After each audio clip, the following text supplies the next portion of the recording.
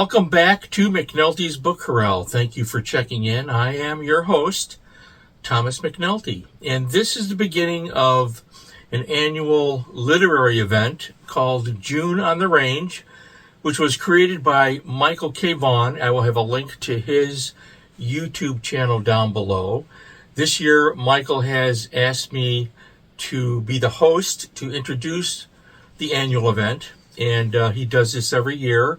And in addition to that, I'm honored really, because I'm not a very good booktuber, but I'm honored that he thought of me, and I thank you, Michael, for that. That is very nice of you.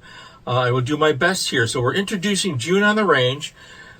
Michael also has a posse. Yes, I know. This is wranglers and owl hoots and cowpunchers and all sorts of interesting people, and they're all great. I'm going to read you the list of the June on the Range posse. These are other booktubers. I will have the links to these channels down below so that you can go to these channels if you don't already subscribe.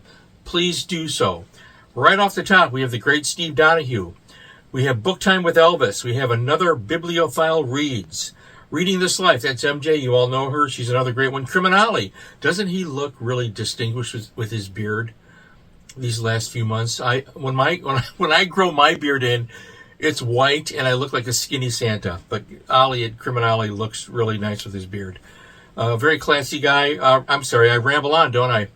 Randy Ray, Mystery and Mayhem. These are all great channels. Books, Songs, and Other Magic. Jeff's Cave of Cool Books. And it is a cool cave with cool books. Genre Books. All right, these are the posse members who will be participating in June on the Range, so you need to go check them out.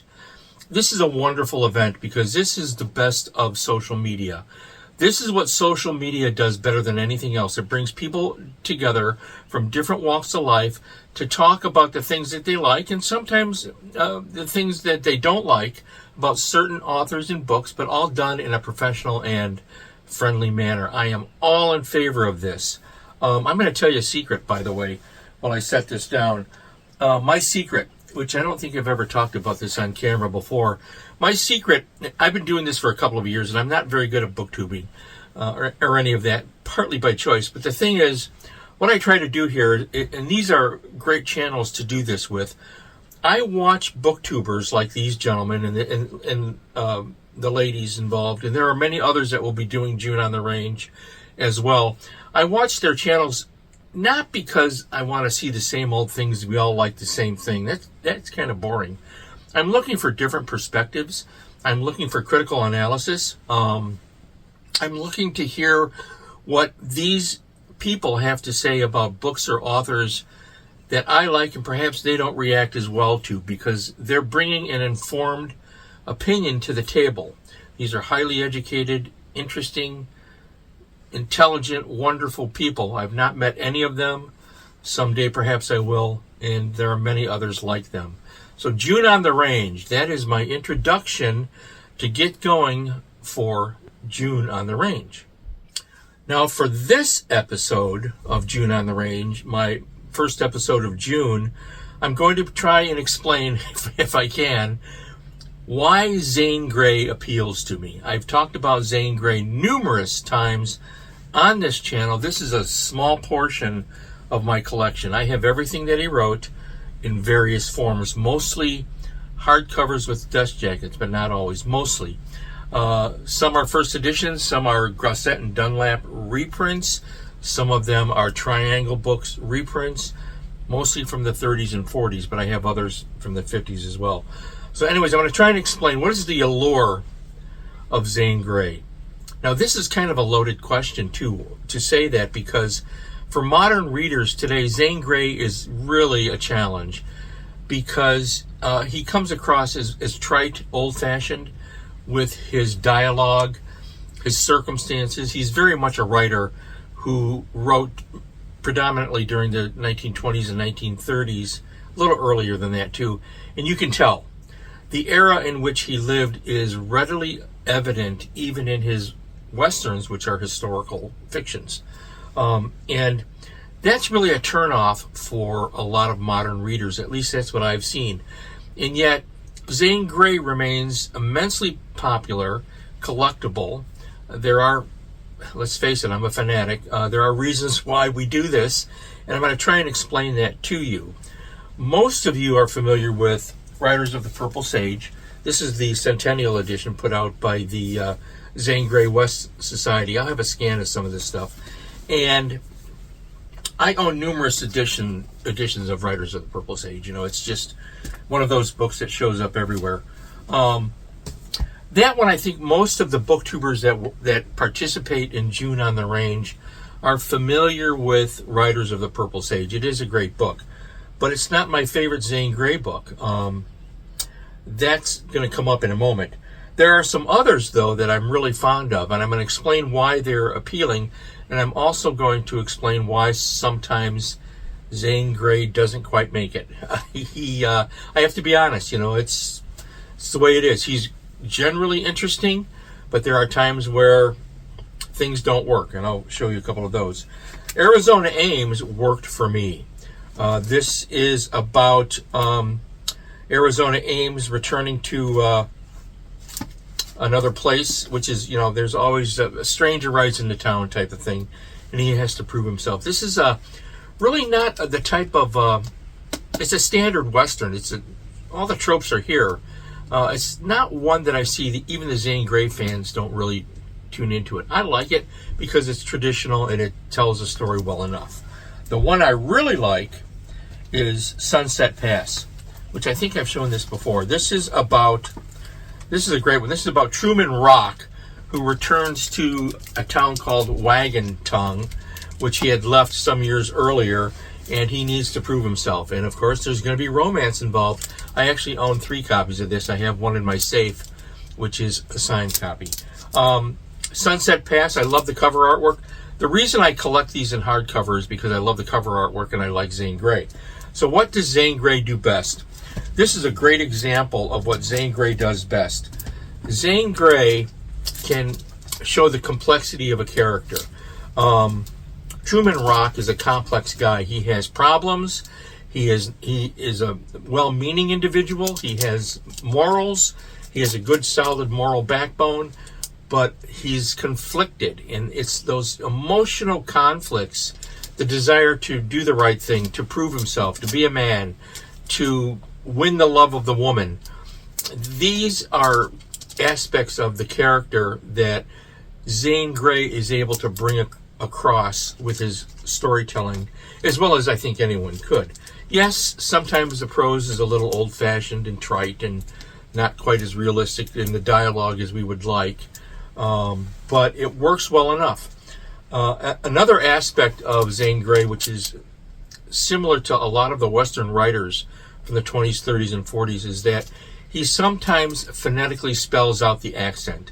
So in saying, and I'm just making this up, but in saying sure enough or sure I will, he'll spell it shore, you know, S-H-O-R-E, to give you that, you know, kind of that lingo, that accent, which can be interpreted as a Virginia accent or a west of the Mississippi accent, as you choose.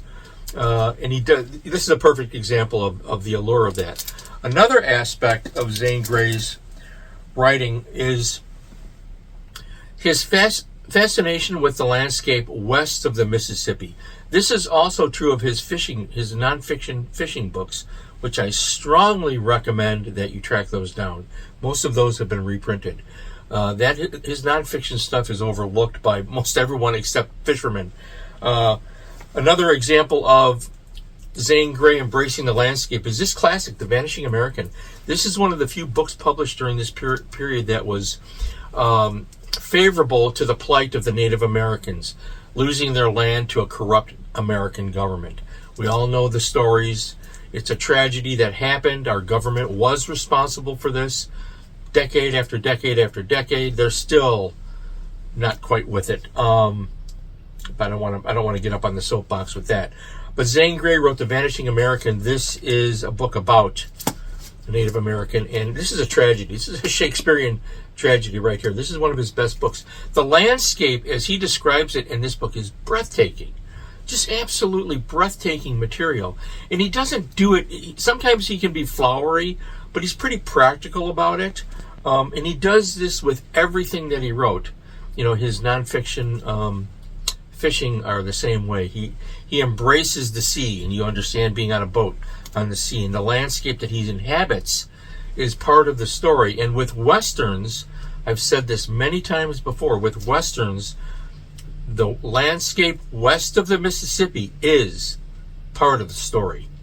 Some people don't like that, but it's true.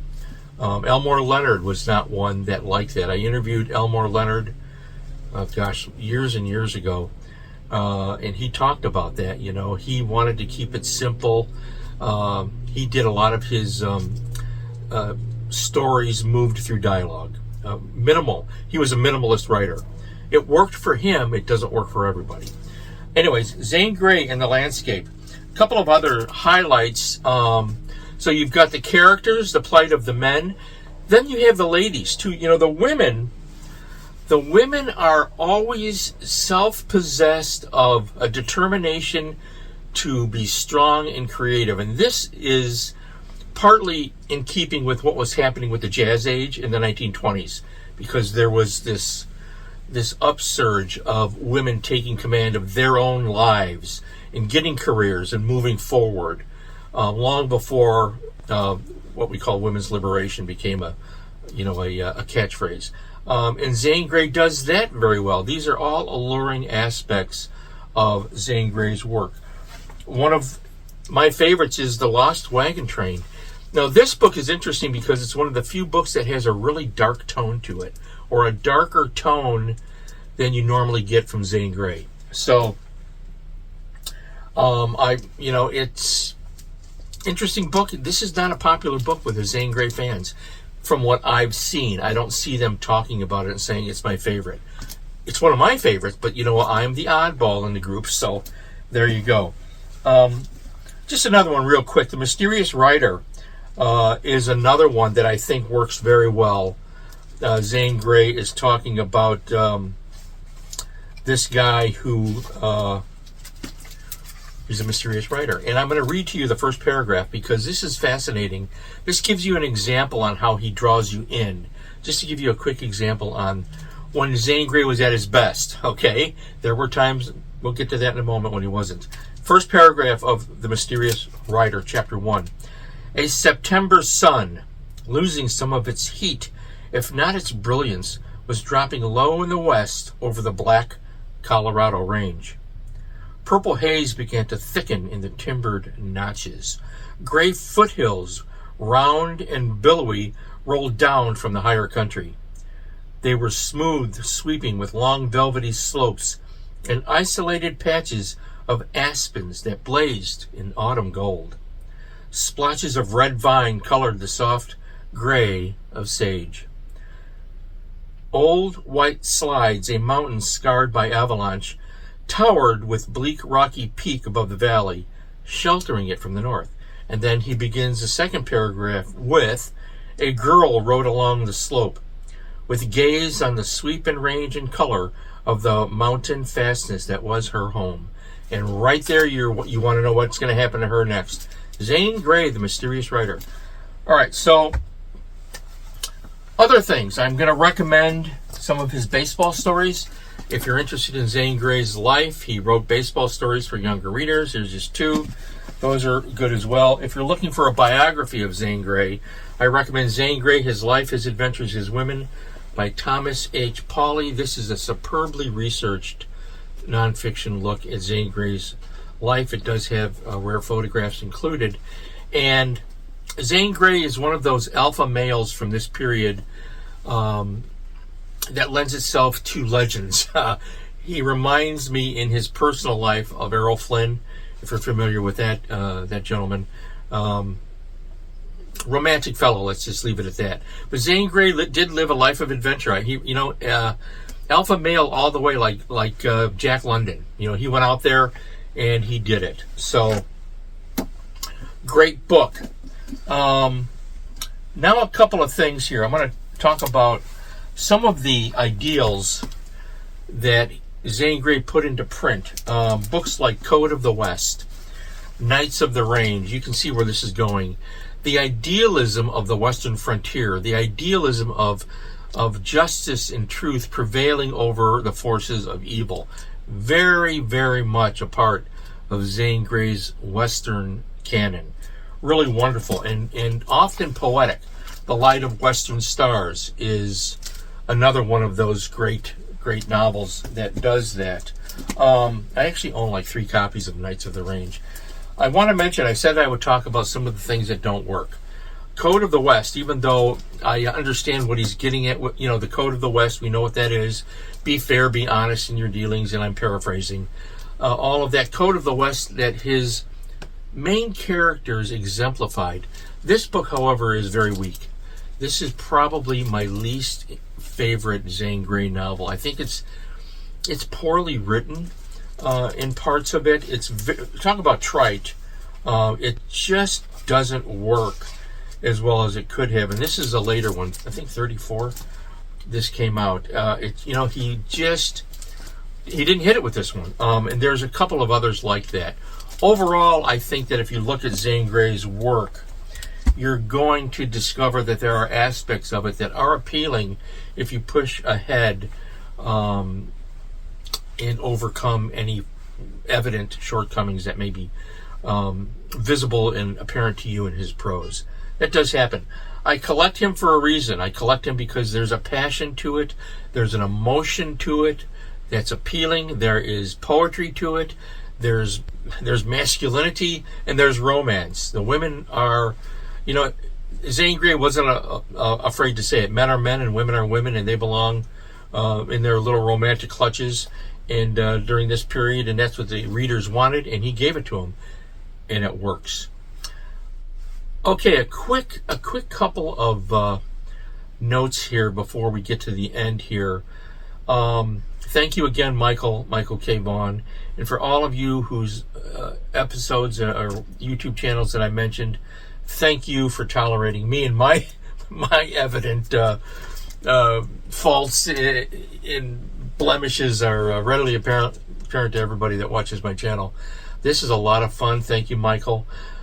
By the time this episode airs, I'm on the road, just like Jack Kerouac, and I'm driving into that blue horizon, and I'm looking for adventure. Those episodes will appear in the fall, September, October.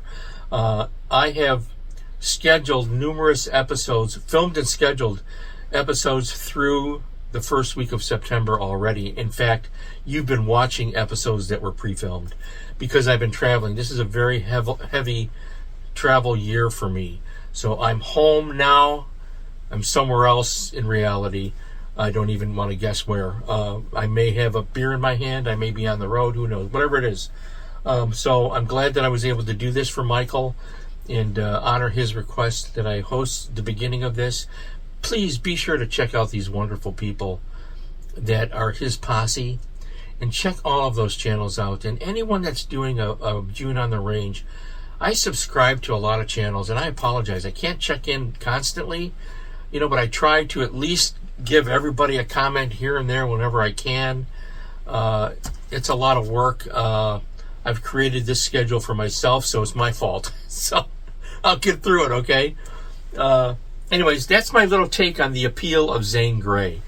I thank you for watching. However, before we sign off here, my granddaughter, who is 4 years old, one of my granddaughters, has a message for you, and here it is.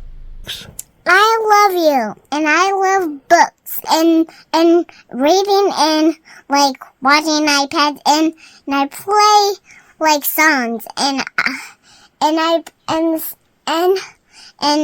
was at Nana's when I was a baby. How nice! And I wanted to watch his iPad. How very nice. And when Papa gets out of here, when she was a baby, she was at Granny's. What about the books? I already said that. You already said that? Yeah, I talked about those. Yeah. Yeah, kind of.